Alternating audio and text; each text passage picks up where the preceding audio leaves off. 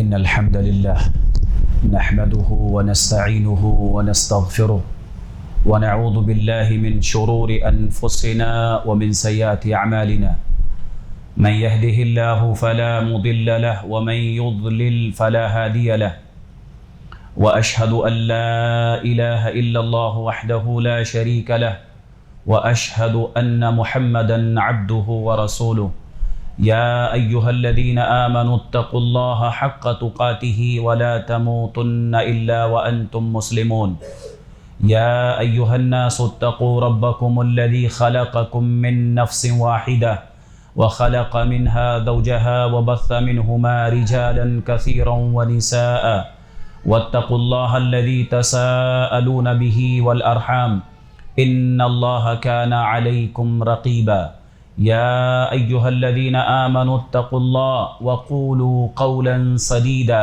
يصلح لكم أعمالكم ويغفر لكم ذنوبكم ومن يطع الله ورسوله فقد فاز فوزا عظيما أما بعد فإن خير الحديث كتاب الله وخير الهدي هدي محمد صلى الله عليه وسلم وشر الأمور محدثاتها وكل محدثة بدعة وكل بدعة ضلالة وكل ضلالة في النار فأعوذ بالله السميع العليم من الشيطان الرجيم من حمده ونفخه ونفسه يا أيها الناس أنتم الفقراء إلى الله والله هو الغني الحميد. ساری بڑائی اللہ تعالیٰ کے لیے ہے جو اکیلے اس کائنات کا رب ہے، جس کے ہاتھ میں پوری کائنات کی بادشاہت ہے، اکیلے جو اس کائنات کا نظام چلاتا ہے، ساری دنیا اس کے در کی محتاج اور بھکاری ہے، اللہ اکیلا غنی اور بادشاہ ہے، اس کے دینے سے ملتا ہے، نہیں دینے سے کچھ نہیں ملتا ہے۔ درود و سلام ہو تمام انبیاء اور رسل پر، بالخصوص ہمارے آخری پیغمبر جناب محمد الرسول اللہ صلی اللہ علیہ وسلم پر، جو اس کائنات کے آخری امام بن کے دنیا میں تشریف لائے۔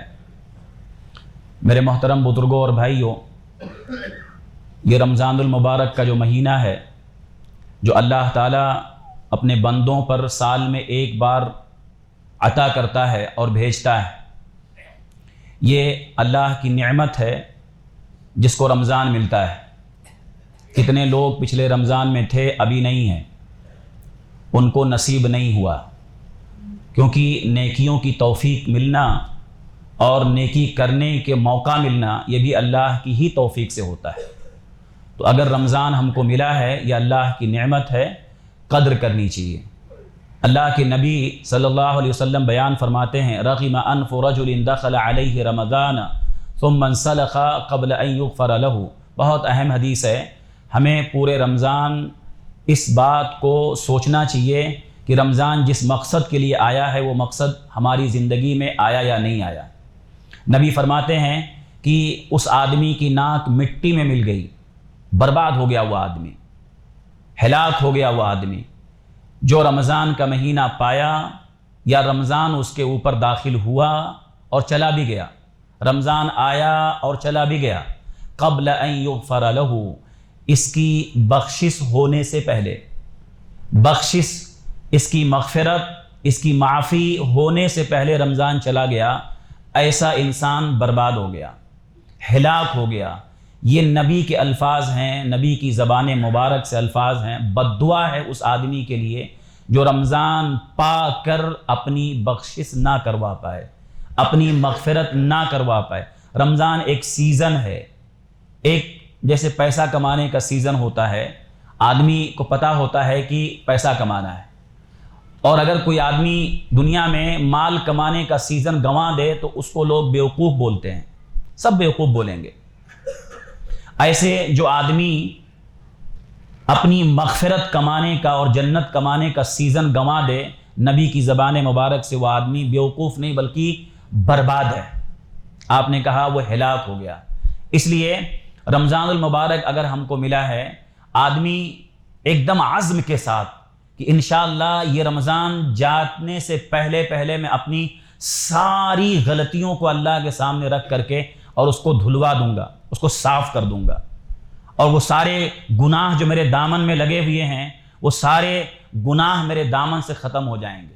یہ آدمی عزم کرے، جب آدمی ارادہ کرتا ہے، عزم کرتا ہے، تو اسی کے اعتبار سے اس کو موقع ملتا ہے، توفیق ملتی ہے۔ تو یہ پہلی بات ہے۔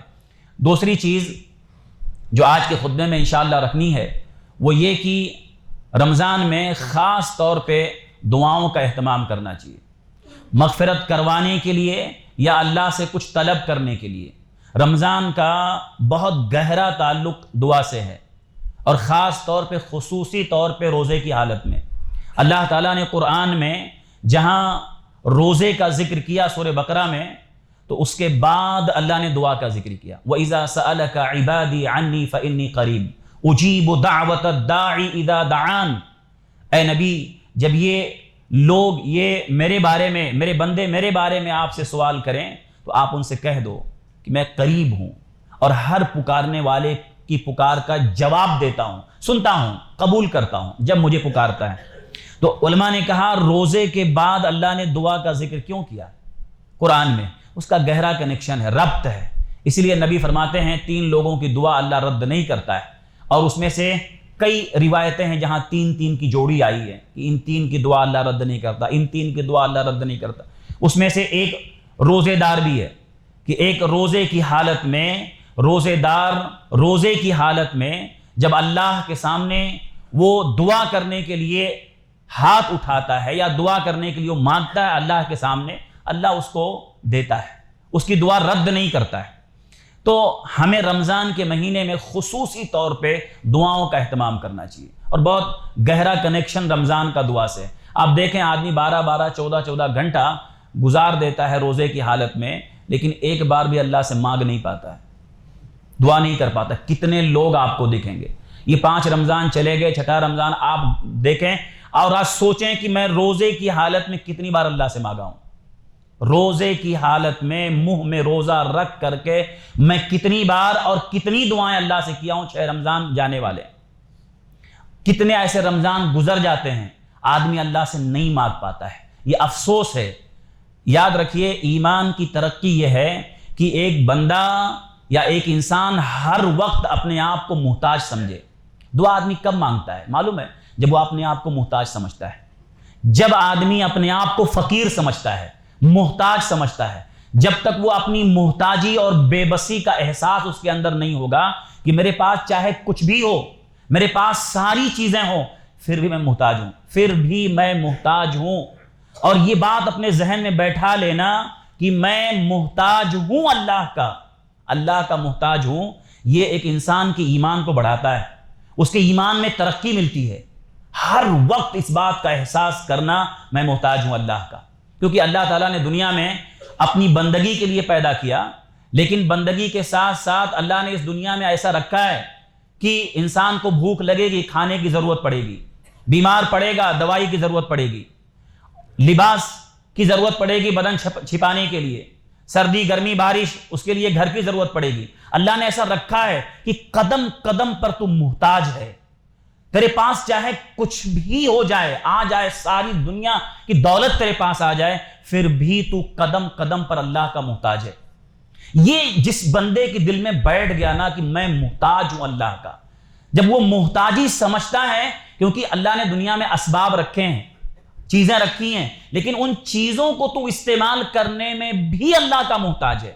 اللہ ایک بیماری دیتا ہے نا، ساری نعمتیں چھن جاتی ہیں، نہیں کھا پاتا ہے وہ، نہیں اچھی نعمت رکھی ہے سامنے لیکن ڈاکٹر نے منع کیا نہیں کھا سکتا وہ، یہ ہے محتاجی۔ اللہ کی نعمتوں کو استعمال کرنے میں بھی تو محتاج ہے، اللہ کا محتاج۔ یہ جب تک ایک انسان کے ذہن و دماغ میں نہیں بیٹھے گا کہ میں ہر وقت قدم قدم پر اللہ کا محتاج ہوں، سارے وسائل جتنی چیزیں ہیں ان کو استعمال کرنے میں بھی میں اللہ کا محتاج ہوں، جب تک یہ چیز اللہ تعالیٰ توفیق نہیں دے گا، اللہ مدد نہیں کرے گا، میں اس کو استعمال نہیں کر سکتا ہوں۔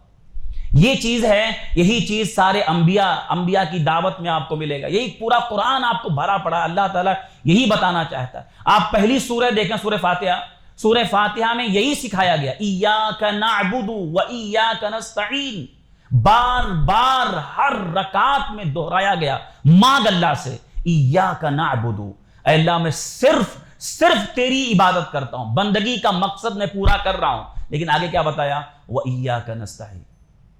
اے اللہ میں تیری بندگی پوری کر رہا ہوں، مقصد پورا کر رہا ہوں، جس مقصد کے لیے تو نے پیدا کیا.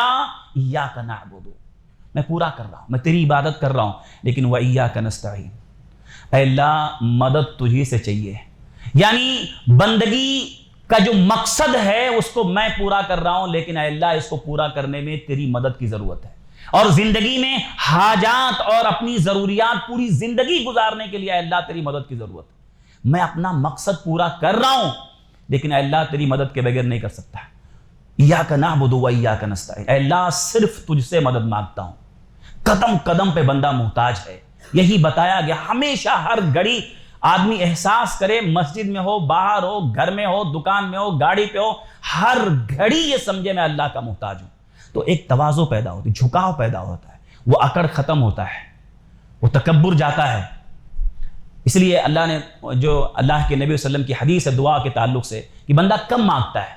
دعا کی جو اہمیت ہے نا، بندہ کم مانگتا ہے معلوم ہے جب وہ سمجھے کہ میں محتاج ہوں. اس لیے کہا گیا، جو حاکم کی روایت ہے، آپ فرماتے ہیں افضل الدعاء افضل العباد الدعاء، افضل العباد الدعاء. سب سے افضل اگر کوئی عبادت ہے وہ دعا ہے. یہ نبی کے فرمان ہیں، نبی کے الفاظ ہیں. حاکم کی روایت صحیح روایت ہے، شیخ البانی نے اس کو صحیح الجامع الصغیر میں ذکر کیا کہ سب سے افضل عبادت دعا ہے. نماز افضل عبادت کیوں معلوم ہے؟ پوری نماز دعا ہے، پوری نماز دعا ہے. آدمی وضو بنا کے آ کے بادشاہ کے سامنے، رب العالمین کے سامنے ادب سے کھڑا ہوتا ہے، بالکل سر جھکا کے، اور مانگتا ہے. سجدے میں جا کے ناک رگڑ کے، پیشانی اور سر رگڑ کے بولتا ہے سبحان ربی العظیم. وہ دعا ہے ہوئی جھک اللہ کے سامنے مانگ. تم محتاج ہے تو نماز محتاجی سے بتاتی ہے تو محتاج ہے، کسی کا محتاج ہے تو. وہ احساس، اصل میں ہم بہت ساری چیزیں کر لیتے ہیں لیکن وہ احساس اس لیے نہیں پیدا ہوتا کیونکہ ہم کو وہ چیز یاد نہیں رہتی، ہم سوچتے نہیں ہیں. تو کیوں کہا گیا کہ دعا سب سے افضل عبادت ہے؟ کیوں معلوم ہے کہ جب بندہ دعا مانگتا ہے نا، آج ہم دعا کیسے مانگتے ہیں؟ جیسے ہوٹل میں گیا، مینو کارڈ پڑھ لیتا، پڑھ لیا، خلاص چلا گیا اٹھ کے. ایسے ہم دعا مانگتے ہیں. اس لیے ان دعاؤں میں لذت بھی نہیں ہے. وہ اپنی بندگی، وہ اپنی محتاجی بیان کدھر کیا؟ وہ محتاجی پیش کیا کدھر؟ وہ جب بندہ دعا مانگتا ہے نا اللہ کے سامنے. اسی لیے نبی نے کہا افضل عبادت ہے یہ، افضل عبادت افضل تب بنتی ہے جب مانگنے والا اس احساس سے مانگتا ہے کہ میری ہر پکار اللہ سن رہا ہے، میں کہیں سے بھی پکاروں وہ سن رہا ہے، الفاظ نہ بھی بولوں تو سن رہا ہے. کبھی کبھی آدمی اتنا غم میں مبتلا ہوتا ہے، اتنی پریشانیوں میں گھرا ہوتا ہے کہ اس کے پاس بولنے کے لیے الفاظ نہیں ہوتے ہیں، الفاظ کم پڑ جاتے ہیں، وہ نہیں بول سکتا ہے. کتنے لوگ درد میں اتنے زیادہ درد میں گھرے ہوتے ہیں کہ بولنے کی ہمت نہیں ہوتی ہے. لیکن وہ جو ہونٹ ہلا دیتا ہے یا اپنے دل میں جو سوچتا ہے نا، وہ دعا کا پاور. اللہ اس کو بھی جانتا ہے اس کے دل میں کیا ہے. اللہ جانتا ہے یہ ہونٹ نہیں ہلا پا رہا ہے، یہ زبان نہیں کھول پا رہا ہے، لیکن یہ کہنا کیا چاہتا ہے، یہ بولنا کیا چاہتا ہے، وہ اللہ کو یہ دعا ہے. افضل العباد الدعاء، سب سے افضل عبادت دعا اسی لیے ہے کیونکہ جب بندہ اللہ سے مانگتا ہے اس کو یقین ہوتا ہے کہ میرا اللہ سن رہا ہے. کوئی سنے نہ سنے اللہ سن رہا ہے. دوسری چیز، اس کو یقین ہوتا ہے کہ اللہ قدرت والا، اس کے پاس سب کچھ ہے، سب کچھ اس کے پاس ہے. اس لیے افضل عبادت ہے. دعا مانگنے والے اس کو احساس دل میں ہوتا ہے کہ اللہ سخی ہے، سب کچھ دے سکتا ہے، کچھ بھی دے سکتا ہے. اس کے لیے کوئی رکاوٹ نہیں ہے، کوئی اس کو روک نہیں سکتا ہے، کوئی اس کو منع نہیں کر سکتا ہے. وہ دینا چاہے تو کوئی اس کو ٹال نہیں سکتا ہے. یہ ہے دعا، یہ دعا کا پاور ہے. دعا میں عاجزی آتی ہے، بندہ جھکتا ہے اللہ کے سامنے، گڑ گڑاتا ہے. وہ یہ فرعون، حامان اور شداد اور یہ سب لوگوں کی مینٹالٹی کیا تھی نا؟ بڑکپن، تکبر. میں دعا میں آدمی جھکتا ہے، اے اللہ میں بے بس ہوں، میرے پاس سب کچھ ہونے کے باوجود تیرا محتاج ہوں. دعا آدمی کو نا، دعا آدمی کے اندر تواضع پیدا کرتی ہے، جھکاؤ پیدا کرتی ہے. وہ اکڑپن ٹوٹ جاتا. اللہ نے قرآن میں کہا نا کلا ان الانسان لیطغی ان رآہ استغنی, یہ انسان سرکش ہو گیا ہے. کیوں؟ اس کی اکڑ کیوں آئی اس کے اندر؟ ان رآہ استغنی, وہ اپنے آپ کو غنی سمجھتا ہے, میں مالدار ہوں, اسی لیے وہ تکبر آیا اس کے اندر. اللہ کہہ رہا ہے یہی مینٹالٹی ان لوگوں کی تھی جنہوں نے اللہ کے سامنے جھکے نہیں, مانگے نہیں.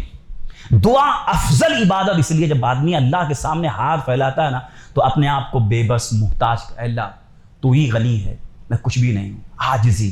تو نبی نے کہا افضل العباد الدعاء, سب سے افضل عبادت دعا ہے. تو یہ یاد رکھیں, یہ رمضان جو چل رہا ہے نا, ایک پہلی چیز دعا کے تعلق سے کہ اس کو افضل عبادت سمجھ کے ہر دن اللہ سے مانگو. ہر دن کوئی روزہ آپ کا نہیں جانا چاہیے, ہمارا کوئی روزہ ایسا نہیں جانا چاہیے جو میں اللہ کے سامنے دعا نہ کر سکوں.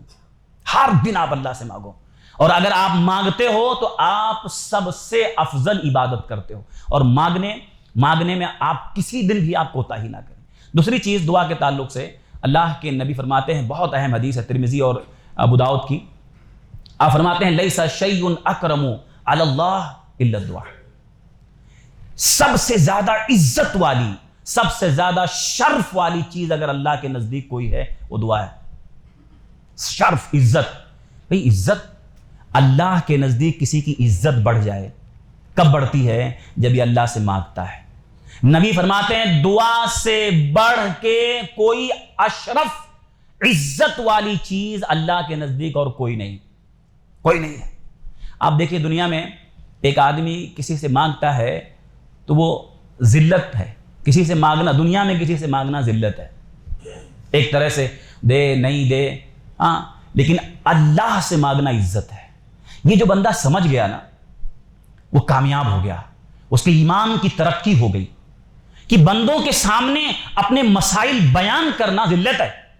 ٹھیک ہے, دنیاوی حاجات ہوتی ہیں, لین دین چلتا ہے, وہ الگ مسئلہ ہے, لیکن کسی انسان کے سامنے گڑ گڑانا, کسی انسان سے مانگنا عام طور پہ ذلت سمجھا جاتا ہے. آدمی دے نہیں دے, جاؤ بعد میں آنا, ہاں. لیکن نبی فرماتے ہیں لیس شیء اکرم, نسبت بدل گئی. دیکھیے انسان کی طرف اگر ہاتھ پھیلا کے انسان سے مانگتا ہے ذلت, وہی نسبت بدل کے اللہ سے مانگتا ہے عزت. انسان سے ذلت مانگنا, اللہ سے مانگنا عزت. اس آدمی کی عزت بڑھ جاتی ہے جو اللہ سے مانگتا ہے. ہم اگر چاہتے ہیں کہ ہم اللہ کے نزدیک ہماری عزت بڑھ جائے نا تو اللہ سے مانگو, اللہ سے دعا کرو. ہر دن روزے کی, ویسے ہمیشہ مانگو, ہمیشہ ہر گھڑی محتاج سمجھو اپنے آپ کو, لیکن خاص طور پہ یہ رمضان کا مہینہ جو ایک مہینہ روزہ جو ہے, روزے کی حالت میں اللہ کے سامنے اگر ہم عزت چاہتے ہیں نا تو روزے کی حالت میں اللہ سے مانگیں. تیسری چیز آپ دیکھیں, اللہ کے نبی صلی اللہ علیہ وسلم فرماتے ہیں, بہت اہم حدیث ہے, آپ کہتے ہیں کہ کوئی بھی دعا نا, کوئی بھی دعا آپ جو مانگتے ہو رد نہیں ہوتی ہے, رد نہیں ہوتی کوئی بھی دعا. آپ فرماتے ہیں ان اللہ حی کریم, میرا یعنی جو اللہ ہے, بے شک اللہ بہت بہت حیا والا ہے, کریم بہت کرم والا ہے, رب بہت حیا والا ہے, حیا شرم, حیا, اور کریم کرم والا ہے. اور اللہ یستحی من العبد, اللہ تعالیٰ اس بندے سے حیا کرتا ہے جب بندہ اس کی طرف ہاتھوں کو پھیلاتا ہے. جب بندہ کوئی, آپ روزے کی حالت میں ہو, ہاتھ اٹھاتے ہو اللہ کے سامنے, نبی فرماتے ہیں جب بندہ ہاتھ اٹھاتا ہے اللہ کی طرف تو اللہ کو حیا آتی ہے, ان یردہما صفرا خائبین, کہ اللہ تعالیٰ اس کو ایسے خالی ہاتھ لوٹا دے. دنیا میں کیسا ہوتا ہے, ایک بار آپ کسی سے مانگو, دو بار کیا بولے گا, کیا بار بار مانگتا ہے, لیکن اللہ کبھی خالی ہاتھ نہیں لوٹاتا. یہ رب العالمین ہے. نبی فرماتے ہیں اللہ کو حیا آتی ہے کہ اس کو خالی ہاتھ لوٹا دے. یہ بندے کو اصل میں یقین ہونا چاہیے, اس کے دل میں اللہ کی قدرت کا استحضار ہونا چاہیے کہ اللہ کوئی دعا رد نہیں کرتا ہے, کوئی دعا رد نہیں ہوتی. ہاں اس میں یہ ہو سکتا ہے کہ اللہ تعالیٰ کے ہاں ایک وقت ہوتا ہے کب دینا ہے. جیسے مثال کے طور پہ کچھ لوگ نہیں سمجھ پاتے چونکہ علم کم ہوتا ہے, مانگ رہا ہے تو بولتا مانگ تو رہا ہوں, تو اس میں کئی غلطیاں ہو سکتا ہے اس کو مانگنا نہ آتا ہو, کبھی کبھی مانگنا نہیں آتا ہے, مانگنا بھی نہیں آتا ہے. تو اور کبھی کبھی ایسا ہوتا ہے کہ اللہ تعالیٰ اس کے ہاں ایک ٹائم رکھتا ہے کب دینا ہے.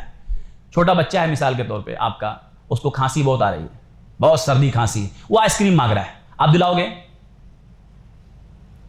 وہ مانگ رہا ہے ضد کر رہا ہے، مانگ چاہیے، باپ نہیں دلاتا ہے۔ کیوں؟ باپ رحم کرتا ہے اس بچے پر، باپ ظالم نہیں ہے، باپ رحیم ہے، باپ شفیق ہے اپنے بچے پر۔ وہ جانتا ہے ابھی دلا دوں گا تو بیماری بڑھ جائے گی اس کی، ابھی وقت نہیں ہے صحیح، ٹھیک ہو جائے گا 2-4 دن میں 6 دن میں، ٹھیک ہے بعد میں کھا لینا۔ ایسے رب العالمین جب بندہ اللہ سے مانگتا ہے نا، کچھ ایسا مانگا اس نے، اللہ جانتا ابھی اس کو دینے لائق نہیں ہے، ابھی دے دیا نا تو نقصان ہے اس کے، تھوڑا وقت جانے دے۔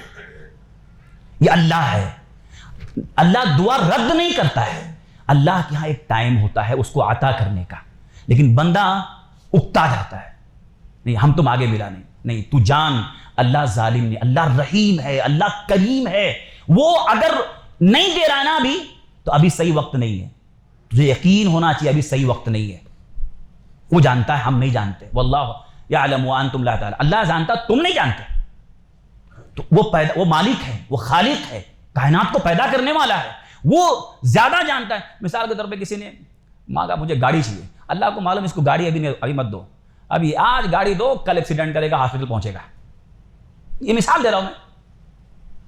تو اللہ کو معلوم ہے کہ کون سی چیز کب دینا ہے، تو ہم مانگنا بند مت کریں، اللہ سے مانگنا بند کریں۔ اور یاد رکھیں کوئی دعا اللہ رد نہیں کرتا، اللہ کو حیا آتی ہے کیسے لوٹا دو اس کو، مانگ رہا ہے مجھ سے کیسے لوٹا دوں، خالی ہاتھ لوٹا دوں۔ وہ تو دنیا میں لوگ ہوتے ہیں کہ اگر آپ 1 بار 2 بار سوال کرو، 2 بار اگر جمعہ کا اعلان ہو گیا تو کیا بار بار مانگتے ہو، وہ انسان بولتا ہے، لیکن اللہ کے ہاں کبھی خالی ہاتھ نہیں لوٹایا جاتا۔ تو اس لیے دعا مانگنا بند مت کرے۔ ایسے ہی دعا کی جو اہمیت ہے نا، دعا صرف جو چاہیے وہی نہیں، دعا اس کے لیے بھی فائدہ کرتی ہے جو مصیبت ابھی آئی نہیں ہے، مصیبت جو نہیں آئی ہے وہ بھی ٹل جاتی ہے۔ نبی فرماتے ہیں کہ لا يرد القضاء الا الدعاء، قضاء یعنی کوئی برا فیصلہ یا تقدیر آپ کہہ دیں جو ہمارے حق میں برا لکھا تھا، وہ دعا کے سوا تقدیر کچھ بدل نہیں سکتی، دعا ہی ہے جو تقدیر بدل دیتی۔ ایک آدمی گناہ کیا، اس کے اوپر سزا اللہ کی آنے والی تھی، لیکن اس سے پہلے دعا مانگ لیا، توبہ کر لیا، وہ جو سزا آنے والی تھی نا وہ ٹل گئی، اللہ نے ہٹا دیا اس سے۔ ایسے کتنی مصیبتیں انسان کی زندگی میں آنے والی ہوتی ہیں، لیکن یہ دعا مانگتا رہتا ہے، اللہ سے جڑا رہتا ہے، اس کا قلب اللہ سے ملا رہتا ہے، اللہ کتنی آنے والی مصیبتوں کو ٹال دیتا ہے۔ ہم کو نہیں پتا کتنی مصیبتیں ہیں، کتنی ایسی مصیبتیں ہمارے دروازے پر دستک دینے والی رہتی ہیں، لیکن وہ تو اللہ تعالی ہماری دعاؤں کے اثر سے اس کو ٹال دیتا ہے۔ تو نبی فرماتے ہیں کہ دعا تقدیر بدل دیتی، وہ اللہ جو تقدیر لکھنے پہ قادر ہے وہ مٹانے پر بھی قادر ہے، کر سکتا ہے، وہ مٹا سکتا ہے، وہ رب العالمین ہے، سب چیز اس کے اختیار میں ہے۔ تو یہ دعا ہے، دعا کا پاور، اس لیے دعا مانگیں، ہر دن دعا مانگیں۔ دعا مانگنے کچھ آداب ہیں۔ دعا جب مانگے نا تو پہلا آدب یہ ہے کہ دعا ہاتھ اٹھا کے مانگنا چاہیے، اللہ سے ہاتھ پھیلا کے مانگنا چاہیے۔ ہاتھ اٹھانے میں سامنے رکھنا چاہیے، بہت اوپر نہیں اٹھانا چاہیے۔ علماء نے کہا ادب یہی ہے کہ آپ کسی انسان سے ایسا ہاتھ اوپر کر کے مانگتے ہو۔ ادب کیا ہے؟ آدمی ہاتھ پھیلائے اور اپنے سامنے رکھے، اپنے چہرے کے سامنے رکھے، تو ہاتھ اٹھا کے مانگ۔ بعض لوگ چہرے پر رکھ کے ہاتھ دعا مانگتے ہیں، دونوں ہاتھ چہرے پہ رکھے۔ بھائی چہرے پہ کیوں رکھا ہے؟ کوئی چہرے پہ رکھا ہے، کوئی ایسا ہاتھ مل رہا ہے، ایسا دعا مانگ رہا ہے، یہ کیا ہے؟ ٹھیک ہے، آدمی بغیر ہاتھ اٹھائے بھی مانگ سکتا، دعا میں وہ پاور ہے، دعا میں وہ طاقت ہے کہ بغیر ہاتھ اٹھائے بھی بندہ بول دینا، تو اللہ اس کے دل کی کیفیت جانتا ہے۔ ایک آدمی راستے میں چل رہا ہے، بہت درد سے بھرا ہوا ہے اور چلتے چلتے اللہ سے مانگ رہا ہے۔ ایک آدمی کمپنی کی سیڑھیوں پہ چڑھ رہا ہے جاب کے لیے اور اندر اللہ سے پکار رہا ہے، اللہ اس کی پکار بھی جانتا ہے، نہیں اٹھایا ہاتھ تو بھی اللہ جانتا ہے۔ ایک آدمی گھر میں لیٹا ہے، لیٹے لیٹے رات میں نیند کھلی اور اس کے صرف ہونٹ ہل رہے ہیں، بازو والے کو بھی نہیں معلوم کیا بول رہا ہے، لیکن اللہ کو معلوم ہے کیا مانگ رہا ہے۔ تو دعا میں یہ ہے کہ بغیر ہاتھ اٹھائے بھی اللہ سنتا ہے، لیکن ادب یہ ہے کہ جب اللہ سے مانگیں تو ہاتھ اٹھا کے مانگیں۔ تو ہاتھ اٹھانا یہ ادب ہے، اور ہاتھ سامنے رکھیں اور جو ہے پھیلا کے مانگیں۔ دوسرا ادب یہ ہے، کیونکہ جو حدیث میں نے ابھی پڑھی ابو داؤد ترمذی کی، کہ نبی نے کیا فرمایا، اللہ تعالیٰ جب بندہ ہاتھ اٹھاتا ہے تو اللہ کو حیا آتی ہے کیسے اس کو خالی ہاتھ لوٹائے، تو ہاتھ اٹھانا چاہیے۔ لیکن کبھی کبھی ایسا ہوتا ہے کہ بھئی آدمی ایسی جگہ پر ہے، کہیں آپ ہاسپٹل میں ہیں، کہیں روڈ پہ ہیں، کہیں جا رہے ہیں، اچانک اللہ سے مانگنا ہے، تو ضروری نہیں ہے، آپ اپنے اندر اپنی زبان سے آپ مانگ سکتے ہیں، دعا اپنی زبان سے چلتے پھرتے ایسے بھی کر سکتے ہیں، لیکن اگر اطمینان سے بیٹھ کے آپ مانگنا ہے، ہاتھ اٹھا کے مانگو۔ نمبر دوسرا ادب یہ ہے کہ جب ہم اللہ سے مانگیں نا تو پہلے اللہ کی تعریف کریں۔ تعریف کرنا، نبی نے ایک آدمی کو دیکھا کہ وہ دعا مانگ رہا ہے، اور دعا مانگنے میں اس نے ایسا کہا، اللہم انی اسألوک بانی اشہد انک انت اللہ لا الہ الا انت الاحد الصمد الذی لم یلد ولم یولد ولم یکن لہ کفوا احد۔ نبی نے سنا اس کے الفاظ، کہا اس نے اللہ کے ایسے نام کے واسطے سے دعا مانگ لیا ہے کہ اس نام سے جو سوال کر لیا جائے اللہ دے دے گا، اور جو مانگ لیا جائے اللہ پورا کر دے گا۔ تو اس میں تعریف تھی، اس نے کیا کہا تھا، اے اللہ میں سوال کرتا ہوں کیونکہ تو ہی اللہ ہے، تو ہی احد ہے، تو ہی صمد ہے، اور تو پیدا نہیں ہوا ہے، اور تیرے اندر سے کوئی پیدا نہیں ہوا ہے، اور تیرے ٹکر کا، تیرے برابر کا کوئی نہیں ہے۔ اس نے اللہ کی تعریف کیا، اللہ نے کہ نبی نے کہا ایسا مانگا اس نے کہ اس کلمات کے ذریعہ جو مانگ لے اللہ دے دے گا۔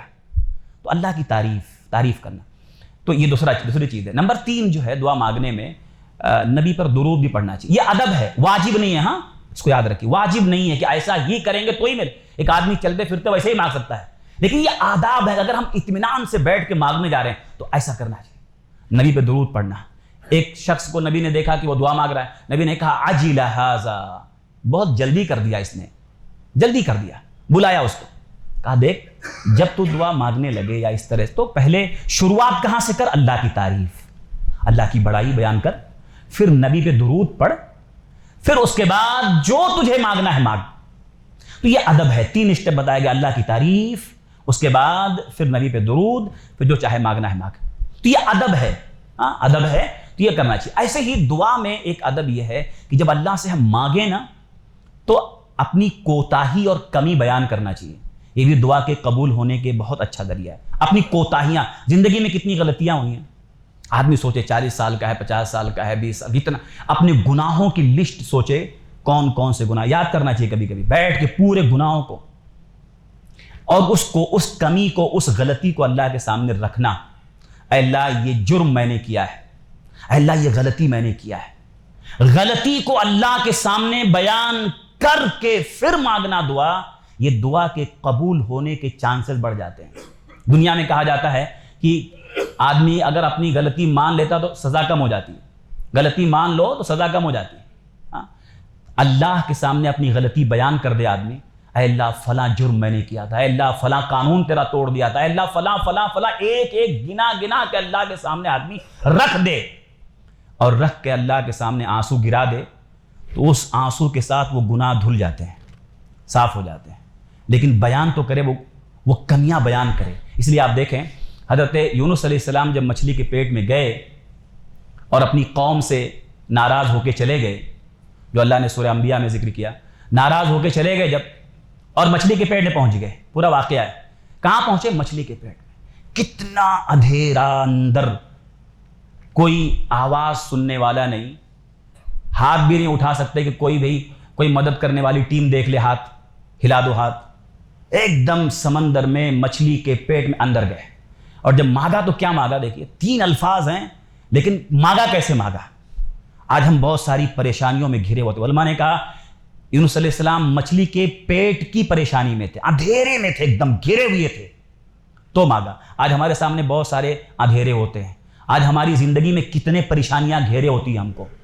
تو یونس علیہ السلام مچھلی کے پیٹ میں گئے اور جب مانگا تو 3 الفاظ بولے۔ پہلا جملہ کیا نکلا، لا الہ الا انت، یہ پہلا جملہ ہے، یہ توحید ہے، لا الہ الا انت، اے اللہ تیرے سوا کوئی معبود نہیں، پہلے بھی میرا معبود کوئی نہیں تھا، تو ہی تھا، اور آج مصیبت میں ہوں تب بھی تو میرا معبود ہے۔ یہ مومن کا جملہ ہے، چاہے مصیبتوں میں گھر جائے، پہاڑ ٹوٹ جائے مصیبت کے اس کے اوپر، لیکن اللہ سے اس کا رشتہ جڑا ہو، توحید پہ آنچ نہیں آنی چاہیے۔ کتنے لوگ مصیبتوں میں تھوڑا کچھ ہوا، کچھ دن تک ٹھہرے، رکے، کوئی آ کے بولتا ہے ارے وہ فلاں جگہ جاؤ، وہ فلاں بابا کے پاس جاؤ، ایسا کرو ٹھیک ہو جائے گا۔ یہ توحید والا ہوتا ہے، سوچتا ہے چلو ایک بار کر کے دیکھ لیتے ہیں، ٹرائی کر لیتے ہیں۔ چاہے کتنی مصیبت آئے، دامن پہ شرک کا داغ نہیں لگنا چاہیے، ورنہ ایمان ڈیمیج ہو جاتا ہے۔ ایمان کو گھن لگ جاتا ہے شرک سے. اگر ایک بار آدمی جان بوجھ کے شرک کیا نا تو پھر ایمان میں سڑان پیدا ہو جاتی. ایمان ویسا نہیں بن پاتا جیسا پہلے تھا. تو یونس علیہ السلام کا پہلا جملہ نکلا لا الہ الا انت. اے اللہ تو ہی میرا معبود, تیرے سوا کوئی نہیں, تو ہی ہے. نمبر 1. نمبر 2 سبحانک, اے اللہ تو پاک ہے, ہر عیب سے پاک ہے, تو غلطی نہیں کر سکتا. تو نے مجھ کو اس مصیبت میں ڈالا, تو نے غلط نہیں کیا کیونکہ تو پاک ہے, تو ہر عیب سے پاک ہے, تو غلطی کر سکتا نہیں, تو ظلم نہیں کرتا. تو نے مجھ کو مصیبت میں. سبحانک, ابن تیمیہ نے ایک آیت میں کتاب لکھی ہے کہ کیا ہے وہ ایک آیت, سبحانک, اے اللہ تو پاک ہے, یعنی تو نے مجھ کو مصیبت میں ڈال کے غلط تو نے نہیں کیا ہے, تو نے غلط نہیں کیا ہے, تو پاک ہے کیونکہ تو غلط کر سکتا ہی نہیں ہے, تو پاک ہے. انی کنت من الظالمین, ظالم میں ہوں, گنہگار میں ہوں, خطاکار میں ہوں, غلطی میری ہے. یہ ماننا, علماء کہتے ہیں انہوں نے مانا اس کو, اے اللہ غلطی میں نے کیا ہے, میں نے جرم کیا ہے, مجھ سے خطا ہوئی ہے, تیرے حکم کے بغیر نکل گیا, میں فیصلہ آنے سے پہلے نکل گیا, اے اللہ مجھ سے غلطی ہوئی ہے. تو یہ اس آیت سے علماء نے اچھا, اس کے بعد اللہ نے یہ سنا, اللہ کہہ رہا فکشفنا, ہم نے اس کو اس مصیبت سے نکالا, دور کر دیا اس مصیبت کو. اور اللہ نے آگے کیا فرمایا معلوم ہے؟ اللہ نے فرمایا وَكَذَلِكَ نُنْجِي الْمُؤْمِنِينَ, اور ایسے ہی ہم مومنوں کو نجات دیتے ہیں. یہ صرف یونس علیہ السلام کے لیے ایک نہیں تھا, یعنی یونس علیہ السلام کو جو اللہ نے نکالا مصیبت سے, یہ ان کے لیے خاص نہیں. اللہ کہہ رہا وَكَذَلِكَ نُنْجِي الْمُؤْمِنِينَ, ایسے ہی آگے بھی سارے مومنوں کو ہم نجات ایسے ہی دیتے ہیں. علماء کہتے ہیں کہ وہ مچھلی کے آج ہمارے سامنے کتنے اندھیرے ہیں, وہ مچھلی کے پیٹ کے اندھیرے میں تھے جہاں کوئی سننے والا نہیں. آج ہماری زندگی میں بھی بہت سارے اندھیرے ہوتے ہیں, آدمی گھرا ہوتا ہے, لاس ہو گیا بزنس میں, اس کے علاوہ بیماری کوئی آ گئی, کبھی کورٹ کچہری کا مسئلہ, کبھی رشتے کا مسئلہ, کبھی کتنے مسئلے میں گھرا ہوتا ہے, اندھیرا. کبھی کبھی جب آدمی مسائل میں گھرتا ہے نا تو آنکھوں کے سامنے اندھیرا ہو جاتا ہے. جب مسائل میں گھرتا ہے, ایک مصیبت ختم نہیں ہوئی دوسری مصیبت آ گئی, آدمی مسائل میں گھر جاتا ہے. اس کو اس وقت یاد کرنا چاہیے کہ جو رب العالمین یونس علیہ السلام کو اس اندھیرے سے نکال کے باہر کر سکتا ہے جہاں کوئی سننے والا نہیں تھا, کوئی دیکھنے والا نہیں, کوئی ان کو جو ہے بچانے والا نہیں, تو کیا وہ اللہ آج نہیں ہے؟ وہی اللہ آج بھی ہے. آج وہی اللہ آج ہماری ساری مصیبتوں کو ٹال سکتا ہے. لیکن مانگیں تو ہم پہلے مانگنا سیکھیں. تو مانگنے میں یہ ادب ہے کہ اپنی کمیاں اور کوتاہی اللہ کے سامنے بیان کر کے مانگیں تو دعا جلدی قبول ہوتی ہے. اللہ کو رحم آتا ہے, میرا بندہ ہے, اس کو پتا ہے کہ میں ہی رحم کر سکتا ہوں, اس کو معلوم ہے میں ہی دے سکتا ہوں, اس کو پتا ہے کہ میں ہی اس کی مصیبت کو دور کر سکتا ہوں, اسی لیے تو مانگ رہا ہے. اللہ کو رحم آتا ہے بندے پر, اور اللہ تعالیٰ کیا کرتا ہے, اس کو نکال دیتا ہے. اس لیے یہ ادب ہے. ایسے ہی دعا مانگنے میں اور بہت سارے آداب ہیں. ہم جب دعا مانگے نا تو دعا مانگنے میں ایک ادب یہ ہے کہ ہم عزم کے ساتھ مانگیں, پورے یقین کے ساتھ مانگیں, اللہ دے گا. بعض لوگ نا, صحیح بخاری کی روایت ہے نا, صحیح بخاری مسلم میں, جب تم میں سے کوئی آدمی دعا مانگے تو دعا مانگنے میں عزم کے ساتھ مانگے. یہ نہ کہے اے اللہ تو اگر چاہے تو دے دے اور نہیں چاہے تو مت دے. تو یہ جملہ اگر کوئی ایسا بولتا ہے نا, اللہ کو کوئی بھی اللہ کو مجبور نہیں کر سکتا ہے. اللہ تو چاہے تو دے, نہیں چاہے تو, مطلب اللہ کو کوئی ایسا ہے جو روک سکتا ہے؟ وہ تو انسان کے لیے ہوتا ہے بھائی, اگر آپ چاہیں تو دے بھائی, اللہ کے لیے کیا, وہ اگر چاہے تو کون روکنے والا ہے؟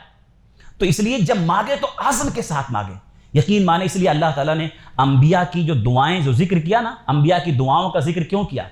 تاکہ ہم جب دعا اللہ سے مانگے نا تو وہ ذہن میں رہے کہ اللہ, دیکھیے جہاں سارے اسباب ٹوٹ جاتے ہیں, ختم ہو جاتے ہیں, ہم کو ظاہر میں دکھتا اب کچھ نہیں, ڈاکٹر بولتا لے کے جاؤ اب کچھ نہیں ہوگا, یا ہم کو دکھتا اب کچھ نہیں, اب تو ختم. لیکن نہیں, مومن کے اندر ایک یقین ہوتا ہے, نہیں میرا رب چاہے تو ہو سکتا ہے. یہ ہے دعا کا پاور, یہ ہے اصل دعا کا, یہ ہے اصل وہ محتاجگی اللہ کے سامنے بیان, یقین کہ اللہ چاہے تو ہو سکتا ہے. جہاں سارے اسباب ختم وہاں اللہ کی مدد شروع ہوتی ہے. زکریا علیہ السلام کو اللہ نے کیوں بیان کیا ان کی دعا کا؟ दो दो नेगेटिव उनकी जिंदगी में जमा। एक तो बुढ़ापा, अल्लाह के सामने कह रहे हैं इन्नी वहनल अज़्म मिन्नी वश्तअल अर्रासु शैबा, अल्लाह को बोल रहे हैं ऐ अल्लाह, चुपके चुपके पुकार रहे हैं, चुपके चुपके, ऐ अल्लाह हड्डियां कमजोर हो गई हैं, सफेदी से बाल भड़क चुके हैं, इंतहाई बुढ़ापा। और ऐ अल्लाह वमराती आखिर, मेरी बीवी बांझ है, मेरी बीवी बांझ है। दो दो नेगेटिव है, यानी अगर मैं सलाहियत वाला हूं तो भी औलाद नहीं होगी। क्यों? बीवी बांझ है। बांझ औरत से कायदा यही है कि औलाद नहीं होती है, यही कायदा है। अल्लाह जिसको चाहता है बांझ करता है, लेकिन अल्लाह को क्या बोल रहे हैं? मालूम है मेरी बीवी बांझ है और मालूम है मेरे अंदर सलाहियत नहीं है, बुढ़ा हो चुका हूं मैं, लेकिन अल्लाह को क्या बोल रहे हैं? फहबली मिन लदुनका वलिया। ये पावर है। ऐ अल्लाह तू अपने पास से दे, सलाहियत मेरे पास नहीं, बीवी के पास नहीं, लेकिन तेरे पास है, तू दे सकता है। इतना यकीन के साथ मांग रहे हैं, फहबली मिन लदुनका वलिया, अल्लाह तू अपने पास से औलाद दे। अल्लाह ने दिया कि नहीं दिया? अल्लाह ने सूरह अंबिया में जिक्र किया, वो असलहना ज़ौजहू, हमने उनकी बीवी की इस्लाह कर दिया। जो अल्लाह बांझ बना सकता है वो अल्लाह ठीक भी कर सकता है। अल्लाह ने ज़करिया अलैहिस्सलाम की बीवी को ठीक किया और औलाद दिया। इतना यकीन के साथ हम नहीं मांगते असल में, हम बस ऐसे ही, जो तो मैंने कहा ना, बस मेनू कार्ड की दुआ पढ़ लेते हैं, मेनू कार्ड की तरह जैसे हम होटल में बैठ के पढ़ते हैं। दुआ जब मांगे यकीन के साथ मांगे, अल्लाह देगा, अल्लाह दे सकता है। जहां दो दो नेगेटिव जमा हो वहां पॉजिटिव पैदा करना अल्लाह, वो अल्लाह ने किया, दिया अल्लाह ने। मूसा अलैहिस्सलाम जा रहे हैं, सामने सामने समंदर है, रास्ता नहीं दिख रहा है, दिख नहीं रहा है, सामने आंख से दिख रहा है कि रास्ता नहीं है, पीछे फिरौन दिख रहा है, पीछे दुश्मन, सामने दरिया, रास्ता नहीं। और बाकायदा अल्फाज इन्ना लमुद्रकून, किसने कहा? मूसा अलैहिस्सलाम के साथ में जितने लोग थे बनी इस्राइल ने कहा इन्ना लमुद्रकून, अब तो हम पकड़े गए। और सही बात है, सामने दरिया, पीछे दुश्मन, फिरौन, अब पकड़े गए। लेकिन मूसा अलैहिस्सलाम का जुमला क्या है? कल्ला। ये जुमला है, ये पावर है, यकीन, कल्ला, हरगिज नहीं, नहीं पकड़े गए। अब आप बताइए, कभी कभी दुनिया में हमारी जिंदगी में ऐसा होता है, सामने दिखता अब रास्ता नहीं, अब तो कुछ नहीं, अब तो कुछ नहीं, लेकिन ईमान वाला जो होता है ना, नहीं, अल्लाह चाहे तो देगा। मूसा अलैहिस्सलाम का जुमला क्या था? कल्ला। कल्ला अरबी में पावर है, कल्ला, हरगिज नहीं पकड़े गए, हरगिज नहीं। इन्ना मइया रब्बी सयहदीन, मेरा रब मेरे साथ है, वो मुझको रास्ता देगा। और रास्ता दिया कि नहीं दिया? दिया। लाठी मारा और रास्ता बना। तो अल्लाह जहां सारे असबाब वसाइल खत्म, बंदा देखता आप कुछ नहीं, नहीं, यकीन मेरा रब है, वो चाहे तो ये बीमारी ठीक कर सकता है। डॉक्टर अपने इल्म से बोल रहा है ठीक है, लेकिन मेरा रब चाहे तो इसको ठीक कर सकता है, मेरा रब चाहे तो ये हो सकता है, मेरे रब के लिए कोई मुश्किल नहीं है। तो ये जो है ना, हम जब दुआएं मांगे तो दुआओं के मांगने में आज़्म हो, यकीन के साथ मांगे, शक शुबहे से ना मांगे। जो आदमी शक की बुनियाद पर दुआ करता है, क्या मिलेगा उसको? हाँ, पता नहीं कबूल होगी नहीं होगी, पता नहीं अल्लाह सुनेगा नहीं सुनेगा।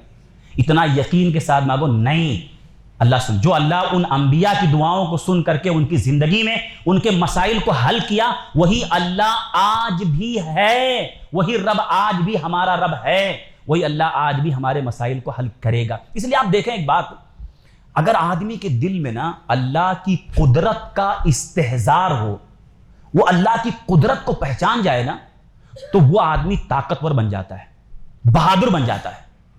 यही अंबिया, वो आदमी फिर कमजोर नहीं रहता। अंबिया की जिंदगी में आपको यही मिलेगा। आप देखें, अंबिया की इतनी मुखालिफत हुई, लेकिन किसी एक नबी का आप जुमला देखें, कभी ऐसा नहीं कि घबरा रहे हैं, डर रहे हैं, नहीं अब कुछ नहीं, अब कभी नहीं। आप अंबिया की जिंदगी में देखें, इतनी मुखालिफत के बावजूद इतना यकीन रहता था, क्योंकि उनको अल्लाह की कुदरत पर यकीन था।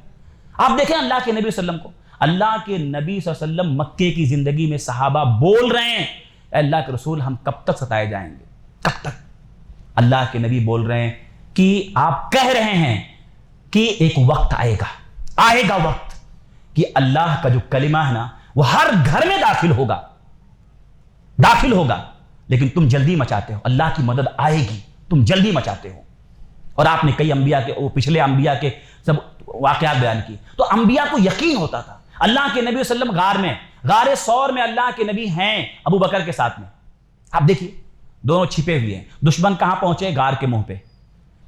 اور حضرت ابو بکر کیا کہہ رہے ہیں؟ اے اللہ کے رسول اگر یہ تھوڑا جھکے تو ہم پکڑ لیے جائیں گے، پکڑ لیے جائیں گے. لیکن اللہ کے نبی کا جملہ کیا ہے؟ اسکت. بخاری کی اسکت، چپ، نہیں پکڑے جائیں، نہیں پکڑے جائیں. اے ابو بکر تیرا کیا خیال ہے ان دو کے بارے میں جن کا تیسرا یہاں اللہ ہے؟ نہیں پکڑے گئے. یہ ہے انبیاء دم ان کا دل جو ہے نا اللہ کی قدرت سے بھرا رہتا تھا. جس یقین مانیے جو دل نا اللہ کی قدرت سے بھرا ہونا وہ بہادر ہو جاتا ہے، کمزور نہیں رہتا. پھر وہ اللہ اپنے رب کی قدرت پہچانتا ہے. تو یاد رکھیں دعا، یہ رمضان کا مہینہ چل رہا ہے، روزے کی حالت میں اللہ سے مانگیں، اتنا مانگیں اللہ سے جو آپ کے جتنے مسائل سب مانگ لو بھائی.